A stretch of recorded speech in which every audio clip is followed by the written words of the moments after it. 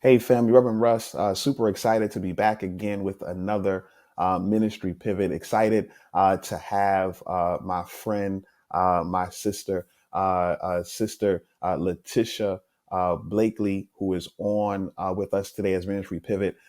She has an extensive history, decades of experience in hospitality as well as operations. You'll talk. She's going to talk today to help us and understand how you pivot from one industry into another industry, how you pivot through different states, but also just how you pivot in life, understanding and knowing that God has gifted you in a season, but God has also gifted you in that season for a specific reason. And so I'm super excited to have Tish. I call her LaTisha. Tish, she's family. Super excited to have her on with us today. Can't wait for you to hear it. Don't forget to comment, to like, to subscribe, to share this with all of your family members, with all of those who are your colleagues, so that they can also be inspired here at Ministry Pivot. Without talking anymore, let us go ahead to our conversation with Sister LaTisha. Tish, I am so excited to have you on Ministry Pivot today. Thank you so much for joining us. I said a little bit about who you are and a little bit about your background, but I want my friends and those who are new friends of ours who are watching, who are listening to Ministry Pivot today or tonight, whenever they're watching, I want them to learn a little bit more about who LaTisha is. I want them to hear a little bit. I know we went to school. I said some of that already. Yeah. But I want to, you've had a pretty unique and I will say awesome and dope journey thus far because you are, we talked off camera a minute ago, you are super busy even now. So if you can share this a little bit, but again, thanks for joining me on Ministry Pivot today. Yeah, no, thanks for having me. And it's always funny when people switch my name from LaTisha to Tish. And so I'm always kind of going, okay, which one am I answering to today? I use both. I use both. I think I use both. Yeah, everybody does. Eventually, I just try to pivot to whatever it is they're saying. But yeah, no, I was born in DC, raised in Virginia. And so really kind of Morgan allowed for me to be a little bit far away, to have some independence, but not so far away that I didn't have family around. I am the oldest of a couple of siblings. And so it shows up for me in a lot of different ways. You can definitely always tell I'm the oldest because I think that I'm in charge of every single thing for myself and everyone.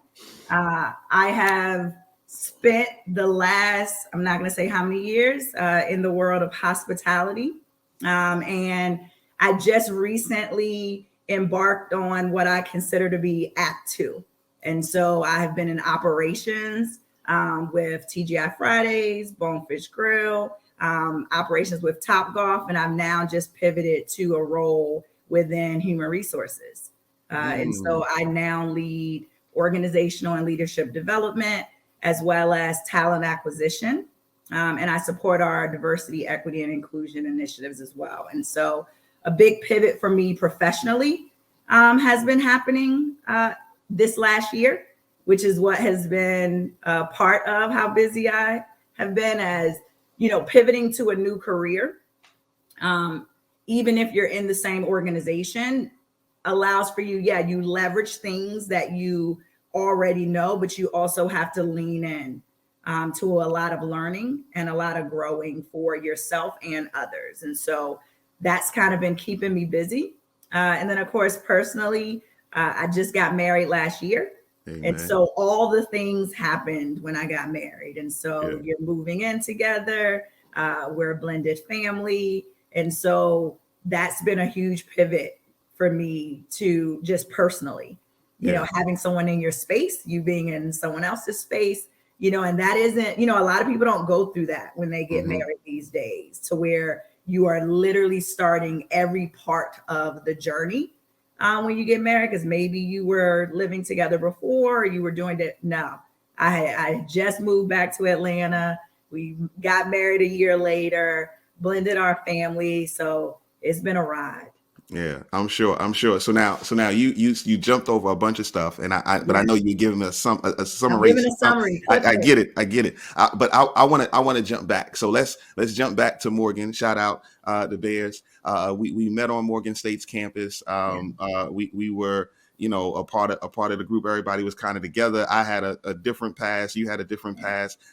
But help me, because when people get on campus, and again, for those who are watching, subscribing, listening. Hopefully that this is making some notes, but we'll have some show notes given to you inside the details of this podcast. But when people come, one of the things that I recognized when I came to Morgan was that everybody was trying to be identified, one, by where they were from, right? Because a lot of us didn't have a full identity of kind of where we wanted to go. But there were a lot of, at Morgan specifically, there's this thing called the bridge, right? I went to Howard too. Shout out HU. They have the yard, but the bridge was the trap. And so my question is coming Yeah. because I want to know how, from Morgan State, right? Did you always know that you wanted to do business? Did you always know you wanted to do hospitality? And how did you avoid things like the bridge? And just again to just explain the bridge. The bridge is, if you went to any college campus, if you went to any HBCU, it's the spot. It's Yeah. the spot where everybody goes, and they go there during class or not during class. Yeah. And you have to be the judge of when you go. But help me and help us to understand what was that college pivot like? Because Yeah. you were one of the ones, I threw parties. So you were the one of the ones that was always kind of, it was clear that it was more than just this campus for you. Yeah. Yeah. For me, education was what I always thought was going to be my way out, Uh, right? Like growing up, I was always bused to different schools. Growing up, I had a lot of schools and teachers and things like that where, oftentimes the conversation with my mom was this idea that in the neighborhoods that I was in, that the schools didn't have the resources to mhm, provide what everyone felt that I needed based off of the potential that they saw. And so mm, for me, education always took me in this different path where I was always on the outskirts okay. of any group that I was in, right? So it's like, hey, I'm living in this neighborhood, everyone's going to this one school, I'm being bused to a totally different school. And Wow. so for me, that just always had this idea that if I wanted to be able to do anything, accomplish anything, change my circumstances, that education was going to be the way that I did that. I was blessed to be able to get a full academic scholarship to Morgan. Um, and so the idea of letting that go to waste Mm, just kept me very focused, no matter what was going on around me, no matter, of course, like the friends and all the different things. It was like, hey, I can't lose this scholarship because my family would not have been able to be in a position to support me financially yeah. in a way that would allow for me to be able to be in a position to better take care of myself, to be able to provide support for my family. And so that was always going to be my drive. That's still what drives me now. But Yeah. it kept me from like, hey, I'll hang out on a bridge and talk to people and things like that. But when that time comes, I got to go, Yeah. Yeah. because your life is different from my life. And yeah, you can have similarities where you find that other people are probably going through some of the same things. But I was like, hey, I gotta go because like I don't have the time for this not to work out. I don't have the space for this to fall apart. Yeah, no, that's great, and so I am today years old when I learned that you had the scholarship. So that's like super key, right? Because you understood that it wasn't worth it. You know what I Yeah. mean? And which gives me a because again, and I'm those who are watching, listening, I threw parties on campus, and there were certain people you would like, yo, I want you to come, and you would realize like she's not like, okay, she's focused, but I Yeah. understand now the reason behind the focus. Like I literally didn't know that. before this moment. But like that's a pivotal decision that you stuck with, right? And it's shown to prove, benefits and blessings in your life, which is awesome. So now help me. So did you always know about hospitality? How did you get into the first, whether it was Fridays or Bonefish? How did you, because that's how I remember hearing after school, everybody, I went to divinity school, people like, yo, what's the party dude doing going to seminary? I'm like, yeah, whatever. Then I heard about Tips. Oh, she's doing something different too. Go talk to her. Yeah. So yeah, help me know how that shifted. Yeah, hospitality was always something that I felt was like you're good at that, right? Like I think it kind of can connect a lot of times when you think about having a servant heart or servant mindset, right? And to me, when I think of what it has brought to my life, it's very much so connected to what I feel is my purpose, right? And how I show up not only for myself, but for my friends and my family. And it just so happens to be my job, right? And that was a pivot that I had to make because for a very long time, you just think, right, everything is in this job rather than this idea that it's all connected. And so I started working in high school because again, right, like in order for me to move forward, to get things, to get out, right, like I'm gonna have to figure this out. And so I started working at Chick-fil-A in high school and I was there for 2 years.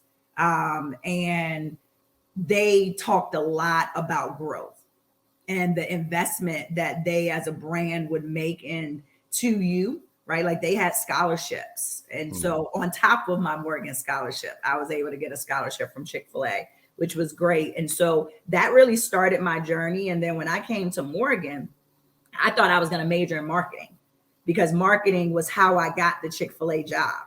Because my marketing class, you had to do this business thing, and we were in the mall. So we were actually meeting in the mall right across from the Chick-fil-A. And so I started working there the day I turned 16. Wow. Like I applied before I turned 16. And then they were like, can you start? And it's like, oh, that day we start in this journey. Wow. And so for me, when I got to Morgan, I don't know if you remember, they had this big thing where all the deans would come to talk to everyone within the School of Business about their majors. And this happened like, I think right before school started in like the pre-college, like when you came up for a couple of days. And I remember the dean of the hospitality school, Dr. Monaghan, he came and he talked about hospitality management and a career. And I'm going, hold on, I do that already. But he talked about where it would take you. So again, right, I'm already seeing education, right, as this way that I can move forward. And now he's starting to talk about the way in which the travel and tourism industry is the #1 industry in the world. And that you can really help support the industry and help support people and service. And I'm like, okay, check, right? And this would be, and of course, right, like there would be this financial reward. So I'm like, okay, like again, right, I would be in a better place to take care of myself and my family. I would be able to grow and get out of what I felt was my current situation. And so I changed my major that day. Wow, that's great. So so I heard of the deans doing that. I was in a different program. I had to come in for the summer so that I can get into Morgan. I had a host. Got it.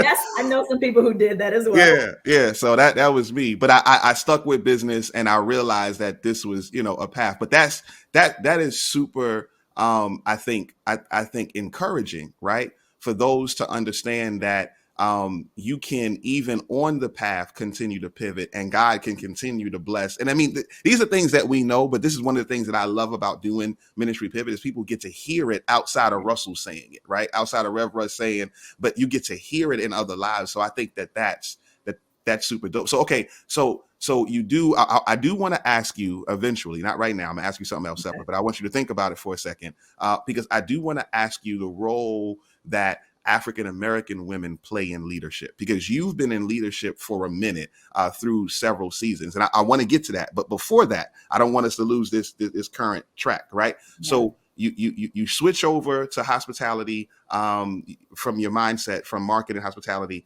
Mhm. How did you land the first opportunity? The one that I know I remember hearing of fully was like 2 or 3 Bonefish grills that you were operating and managing. Mhm. So like help us understand kind of that season and how that pivot came to be. Yeah. So that came from really the time I had spent with TGI Fridays was before that, right? Okay. So when I was at Morgan, I started to work at TGI Fridays because I had been with Chick-fil-A, which of course was fast food. And then I wanted to work in full service, right? Because you're learning through my major about all the different ways that hospitality shows up, right? Mm-hmm. Meeting planners and hotels. And so I was really liking restaurants. I was still working at Chick-fil-A when I would go home for weekends or things like that. And so I wanted to pivot to full service. And so Okay. TGI Fridays was my entryway to doing that. And I stayed with them for 13 years. Wow. I grew from being a hostess to being a director of operations. Wow. I moved from Baltimore to Virginia, and then they were actually the company that brought me to Atlanta. And so, growing with them, it was very hard for me to think of a life outside of them, right? Because again, you think about it, I'm believing that all these roles are connected through, hospitality and being able to continue to grow. And I was growing. So why would I Mm-hmm. leave? And so I started to grow in leadership. And I remember having a couple conversations, even with Harold.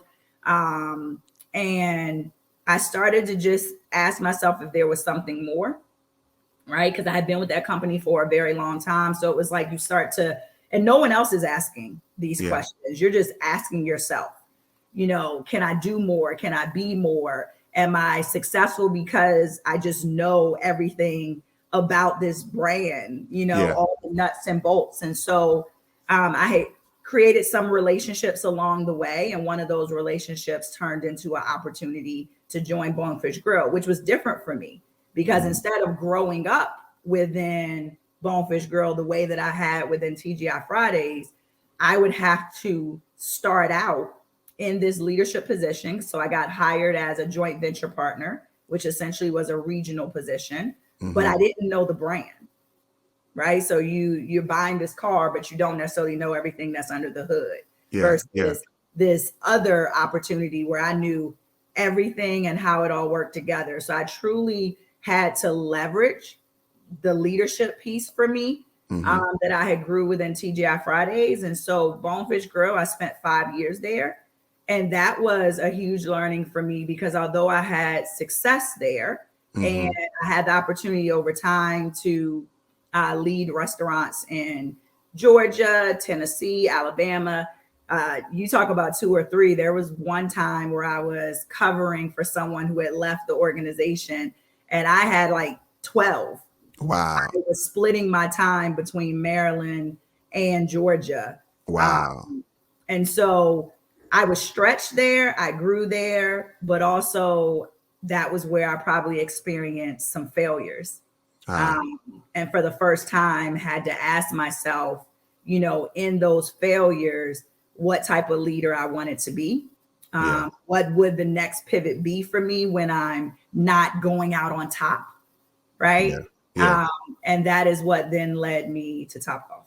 Wow. So let's I want the top golf part, but Yeah. let me dial in for a minute and ask the question, for those who are listening, those who are watching, those who are just taking self notes, right? What did LaTisha or Tish, whichever one you want to Yeah. ask her to be, what did she say to herself, one, when she was in a space that seemingly could be comfortable, right? Seemingly Fridays could move on, but made the leap to something she did not know, right? So one question is, what did she say to herself? And the second question is, who was she talking to? Right. So we should heard about Harold. Shout out Harold Kelly, one of our friends, dope entrepreneur, best real estate property person I know. But what did she say to herself, and who was she talking to? And I'm trying to get it to the Yeah. people who may be in that same kind of like, I've been here, but maybe there's nothing else, right? Yeah. You're talking to the person that even when you are feeling at your highest, you're talking to the person that has the insecurities that saying, did I really accomplish this? Is this really Mm, everything? Is this all that I'm going to be able to do? And I remember there being almost like this tug of, but why do I need to like take this leap? Why mm, do I need to do something different? I'm doing well here. And, but at the same time, there's this voice that's going, but you haven't done this, right? You haven't been the person that has taken the leap. Other people have pushed you. huh, And that was something that I kept going over and over again of like, well, what's wrong with other people pushing you? Why yeah, can't I let that be the way that I do yep, things? Right. Because in life, a lot of things that were happening, I would work hard and then I would gain the reward. Right. And I would continue to grow and I would move to the next level. mm-hmm, And I just kept going, is that going to be the only way to accomplish success? Is this straight line from A to B? yeah, yeah, And so it really was this idea of, Tish, can you push yourself further than that? good, Right? Can you push yourself out of your comfort zone? Because I had spent so much of my life outside of that comfort zone, right? Like again, being on the outskirts of things, being the only one, right? Because when mm, you're getting bussed out to schools and different like things like that, you're outside of your neighborhood. I lived in the projects, yeah, right? So yeah, you're going, when you talk about the schools that have resources, you're yeah, not talking about the schools that are in your yeah, neighborhood. And so um being in that space for so much of my life, you can almost start to have this person that you're having to talk to all the time to tell wow, yourself that you deserve it, that you earned it, that this is yours. And so you can become comfortable in that. And you're just like, well, why should I push myself outside of that? This is working for me. And so that became the person I was talking to make myself take a leap because I could have just continued to stay. They yeah, were, I grew up there. 13 years is a long time. yeah, yeah. Wow, that I was writing and wanted, and not to be churchy, but I'm a Rev. Yeah. When you were walking through it and you were saying the well part, I remember. So I same time at Morgan was computer science major. Ended up working for the government. Ended up working for the government for a good majority of the time through school, and then finally switched off and like left. And I had the same question because I could have stayed. Not the same. You were probably killing it at Fridays. I was a regular. No shots to anybody who's a government employee, but you know what I mean. I had benefits. I could have stayed. Like I could have been, but I saw people who were there for 30 and 40 years, and I said to myself, this isn't it. And the same statement came to me that I wanted to write down when you were talking, is that when well isn't well enough, right? Yeah. Because you're doing well, but that's not enough. That God has purposed you and you knew it. So that's what you were thinking and who you were talking to, which is, I think, phenomenal. And prayerfully, people who are listening, who are watching, kind of catch that you could be comfortable and you may be in purpose. So that's something different. But if you know that you're doing well, but well is not good enough, it may be time for that pivot, for that shift. Does that make sense? Yeah, it does. And, it is a blessing to also be surrounded by people who will push you as well.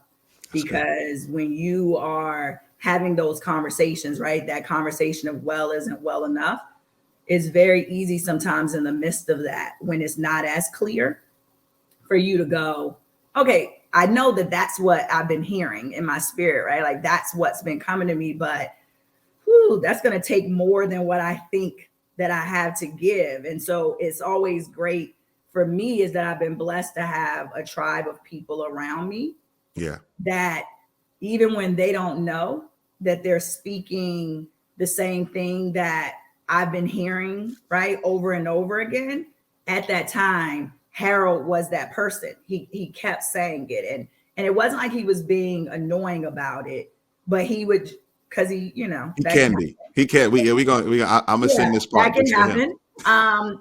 But he just, it's a blessing when you have people who will kind of say to you, but what else? Yeah. Right? What's next? What is the next stage? And at various parts of my life, I've had friends who've been able to do that. That is awesome. That is awesome. So okay. So can you just give me? I want to hear about the Top Golf part and kind of Yeah.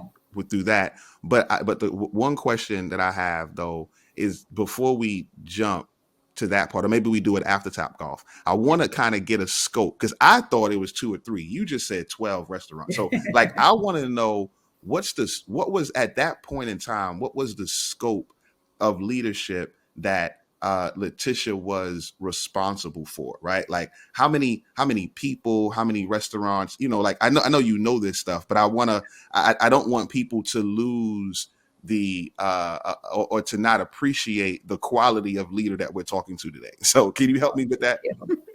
Yeah, I mean, in a restaurant, you typically are going to have like 3 to 4 managers, and then of course you have, the other employees as well. And so when you are in operations, you are, you know, helping, in my opinion, as especially as a regional, right? You are the person that helps support that team to be able to do all the things that they do behind the scenes that allows for you as a customer to be able to walk through their doors and have someone greet you and Yeah. have someone cook your food and take care of you at your table. And so that experience that you have, someone is in place guiding that to make sure that that experience is everything that you want it to be. Because if not, right, you could just be at home. Yeah. And so for me, I've always looked at my leadership is about being a facilitator of that, right? Making sure that I am providing the support, that I am removing the obstacles that allow for everyone in that restaurant to be able to provide you that experience. And so at different times, those teams have grown, right? But ultimately, my directs are typically the leaders of those restaurants. And that's been the same even as I've continued to grow to different companies. Wow. Okay. Okay. Cool. The pivot to Top Golf from Bonefish. Yeah. Let's talk a little bit about that, or a little bit or a lot about that, and then you now have a new role within the organization. So that's a pivot on a pivot. But let's jump because Top Golf is pretty cool actually. It's not. I read a little bit. The company wasn't based in the U.S., right? No, it was based in the UK. Yeah. So go ahead. I'm not going. I don't know it like you know it, so I don't want to jack it up. Yeah, no, you're good. Top Golf for me, that pivot was both personal and professional. Because at that time, that I joined Top Golf, I was living in Atlanta. That was around the time that I met my now husband, right? And so that was probably the first part of my life when you talk about a pivot. So much of everything that I had done leading up to then was very focused around my career, and it had become my safety net, right? It's the place where I did well, right? And I was rewarded for that. But personally, I hadn't necessarily made a lot of advancements like in relationships and things like that. And so while I was able to pivot professionally, I probably didn't do a lot of pivoting personally at that time. And so for me with Top Golf, I had kind of started and gotten settled in Atlanta. I was in this relationship. This opportunity comes and I'm like, okay, I don't know if I'm going to take it because I'm liking Atlanta. I'm liking this guy, I'm going to stay here. But there is that voice, right? Where you're like, but you've been working really hard and you've been doing all these things. and you tell yourself, oh, well, if this is the person, they'll wait, right? I don't know who invented that. That isn't always don't always do that, right? But you're thinking because that was my life, the professional piece, right? And Yeah. so you're thinking, well, that's my number one focus. Like that's what has allowed for me to move and take care of myself and take care of my family. And so I have to keep that, number one. I can't, that was my blueprint. That had been my blueprint for a very long time. And I don't know if I was in a space yet to change that blueprint. I wasn't ready to make a full pivot yet.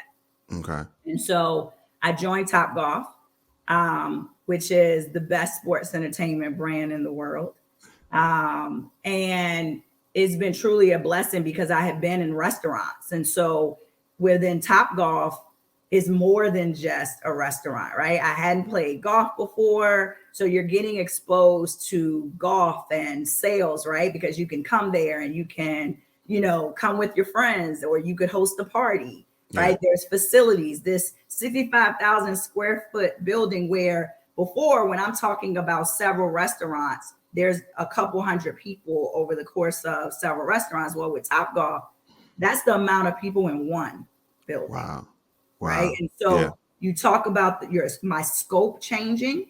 And again, joining a brand where I'm coming in as a director of operations. And so once again, this idea that I don't know everything under the hood yet. I am now having to leverage my leadership while I learn. Yeah. Right. In the same way that I had with Bonefish. And so with Top Golf, right, like I start off in this space where, okay, I'm learning. So I'm head down. And then I started to, again, grow, right? You're starting to grow. Within a year being with Top Golf, I was promoted. I moved again, right? That's the blueprint. Yeah. You work, you do well, you move if they say you need to. And then my life pivoted personally. And I started to experience some things with my health. And I started to have to really look through this lens of, is this blueprint going to be the blueprint that I follow the rest of my life, right? Is well enough. And this time, I don't know if at the start of this, if I made the step or if God kind of nudged me a little bit. I also, at that time, you start to say, okay, am I having the right network of all the people that can help guide me into this next stage of my life? I'm dealing with these different things personally. And so that was the first time that I started to also seek therapy and try to get a different perspective, but also try to get tools and resources to deal with all the things that were happening in my life. And so I think I entered into this space of God plus therapy, right? That's good.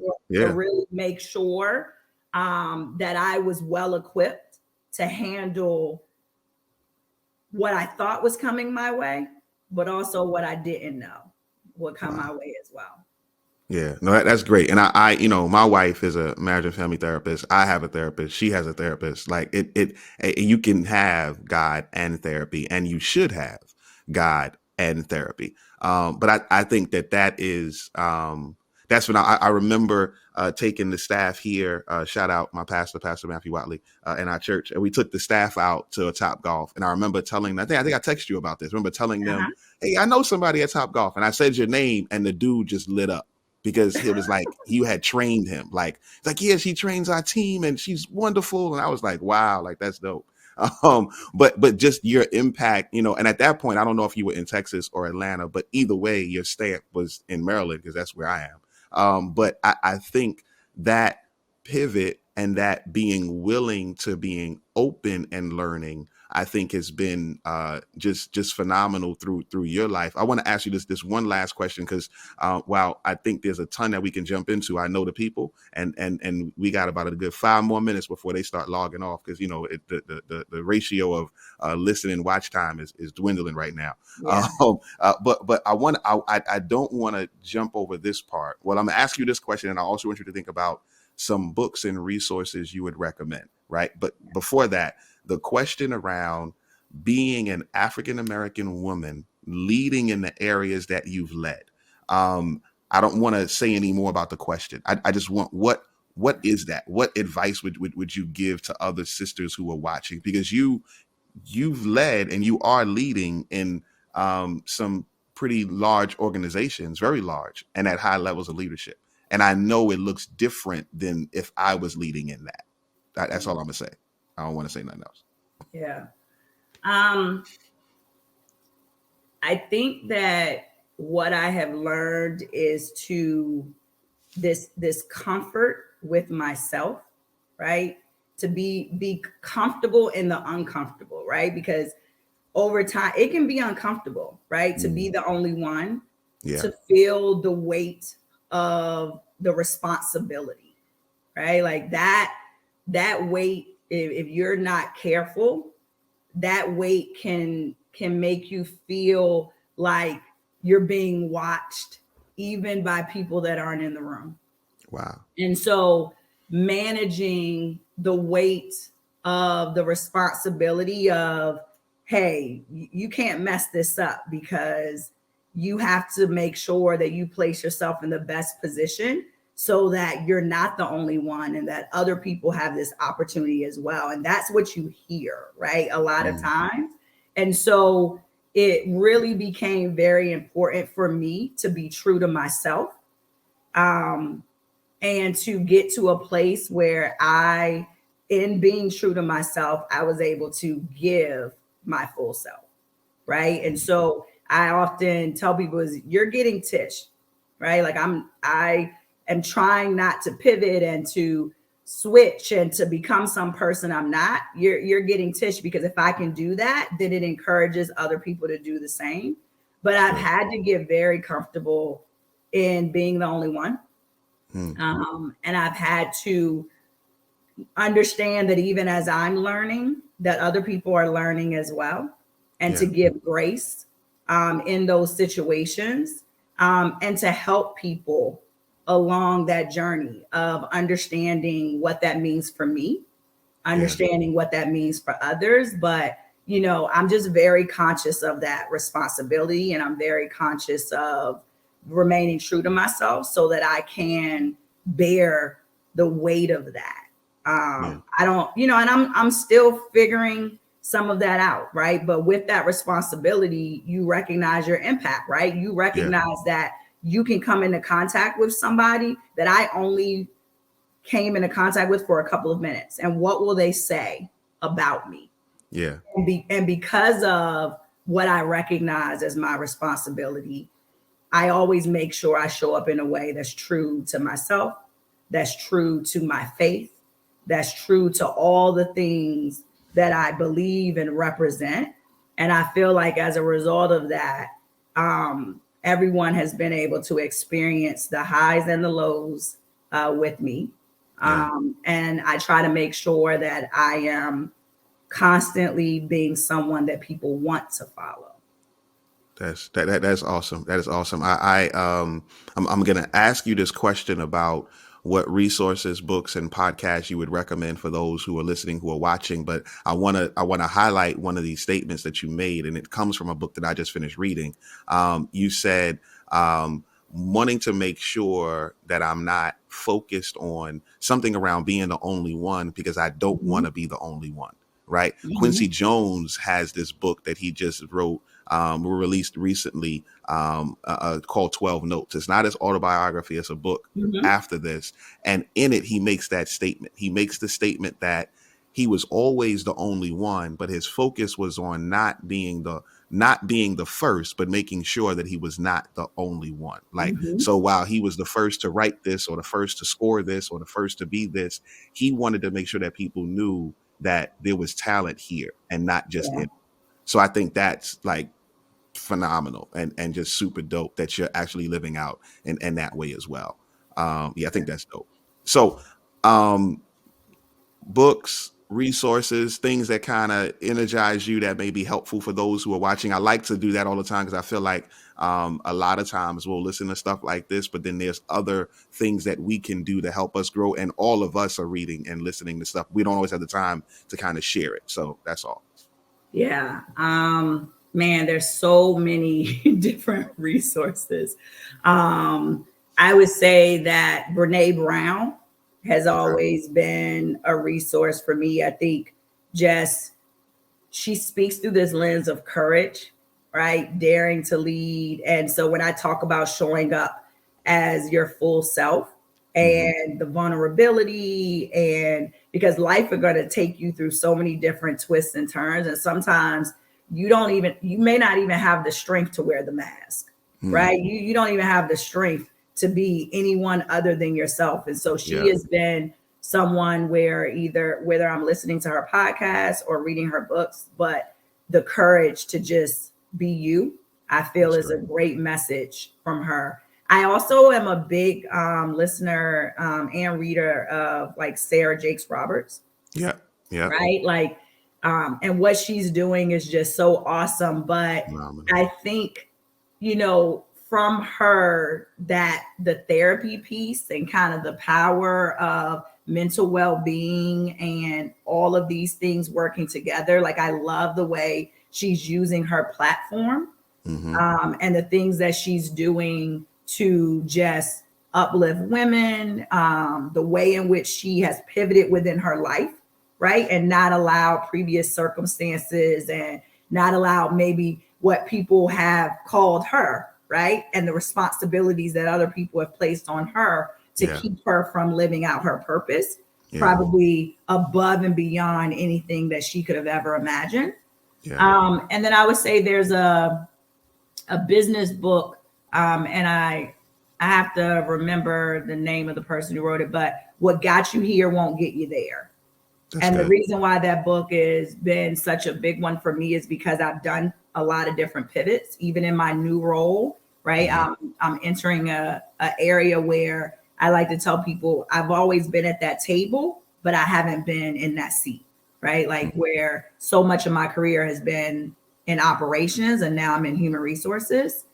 But when I think about my journey, I'm exactly where I'm supposed to be, right? That's good. Because now I'm in this space where so much of how people grow themselves and land in the right place and live out in the way that they should goes through my team now, Yeah. right? And so all the things that I've learned are now showing up in this role as I help people within their journey.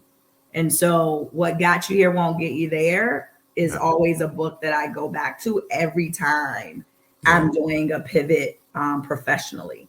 Yeah, no, that's great. I'm gonna link all of the resources, the authors, podcasts, and contributors, and then also the book inside the show notes. I am thankful, Tish, for your time. I am super excited, and you don't need me to be proud, but I am proud that I know you, and that you are killing it the way you are. And just super excited about that. Thanks again for being on Ministry Pivot. And thanks again for allowing us to hear a little bit about how God has pivoted in your life thus far, because I'm confident we can do this joint in 6 more months and there'll be some more pivots coming. So thanks again. Appreciate you being on today. Awesome. No, thank you. Appreciate your flexibility and your patience as No, I work through everything that was happening all at the same time. no, it's cool. We appreciate you. All right. Peace. Wasn't that a great conversation that we had? Hopefully you were encouraged. Hopefully you were inspired. Again, don't forget to check out the show notes here on this page or anywhere that you are listening, that you're watching. Don't forget to comment, to like, to subscribe, to share. this pivot. But my prayer, my hope is that you are encouraged in knowing that in this season, God has called you, because well enough is not enough. Well enough is not where you need to rest. But well enough is just where you start so that God can move you forward. Look forward to seeing you at Ministry Pivot. Don't forget to go on ministrypivot.com to look at our articles and our different other podcasts, and also the resource. And of course, don't forget to follow me and to contact me if you need to contact and think through how you may be able to pivot, how your ministry may be able to pivot in this season. Have a great one. And remember that this is your season of opportunity. God bless.